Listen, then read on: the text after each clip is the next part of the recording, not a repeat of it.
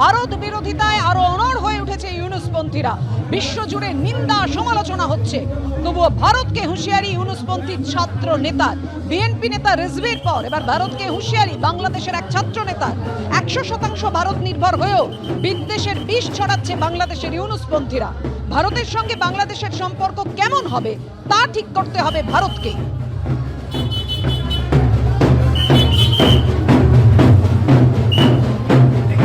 আমরা আমাদের জায়গা থেকে ভারতকে প্রতিবেশী দেশ হিসেবে স্পষ্ট করে বলি, ভারতের সাথে আমাদের সম্পর্ক প্রতিবেশী দেশের মতো হবে নাকি সম্পর্ক অন্য কোনো পর্যায়ের তিক্ততার হবে সেটা ভারতই নির্ধারণ করবে তাদের কাজের মাধ্যমে। ভারত যদি মনে করে যে বিগত 16 বছরে যেভাবে তারা আওয়ামী লীগকে দল হিসেবে প্রোটেক্ট করে নিরাপত্তা দিয়ে বাংলাদেশ রাষ্ট্রকে শুষে খেয়েছে, এই সুযোগ বাংলাদেশের মানুষ আর দিবে না। এই সুযোগ দেওয়ার জন্য এত মানুষ জীবন দেয় নাই। ভারতকে নির্ধারণ করতে হবে যে আমার একজন ভাই ওই সীমান্তে তার লাশ পড়ে থাকবে কিনা, যদি থাকে তাহলে ওই লাশই নির্ধারণ করবে ভারতের সাথে বাংলাদেশের সম্পর্ক কেমন হবে। এবার অধ্যাপকের ইস্তফা, সেই খবর রাখবো আপনাদের সামনে।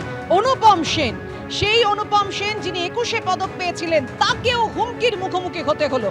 বাংলাদেশে উন্মত্ত মৌলবাদীদের তাণ্ডব থেকে রেহাই পেলেন না শিক্ষাবিদও। প্রিমিয়ার বিশ্ববিদ্যালয়ের উপাচার্যের ইস্তফা এই হুমকির মুখেই। উপাচার্যের পদত্যাগের দাবিতে কট্টরপন্থী ছাত্ররা বিক্ষোভ দেখায়।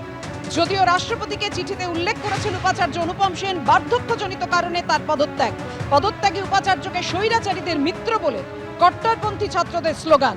অধ্যাপক অনুপম সেন আন্তর্জাতিক খ্যাতিসম্পন্ন সমাজতত্ত্ববিদ। এবার হুমকির মুখে চট্টগ্রামের প্রিমিয়ার বিশ্ববিদ্যালয়ের উপাচার্যকে ইস্তফা দিতে হলো।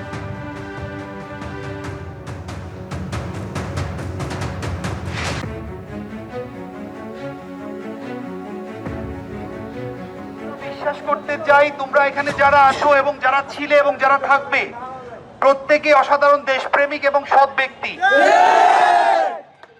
আমাদের হাতে ইতিমধ্যে 5 জন কাঙ্ক্ষিত ব্যক্তির পদত্যাগপত্র এসে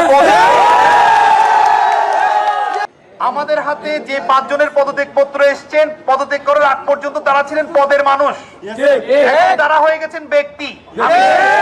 আমি সেই ব্যক্তিদের নামগুলো একবার করে বলছি এবং তাদের ডেজিগনেশন গুলো বলছি। প্রফেসর ডক্টর অনুপম সেন একজন অসাধারণ শিক্ষক, উনি পদত্যাগ করেছেন, উনি আর বিসি নেই। এরপরে যিনি প্রো ভাইস চ্যান্সেলর ছিলেন আমাদের শামীম সুলতানা ম্যাডাম, আমাদের ট্রেজারার ছিলেন প্রফেসর তৌফিক সাইদ, আমাদের রেজিস্ট্রার সাবেক রেজিস্ট্রার ডক্টর ছিলেন যিনি আহমেদ রাজীব চৌধুরী স্যার, উনিও একজন শিক্ষক। আমরা ওনার কোনো অবমাননা করব না।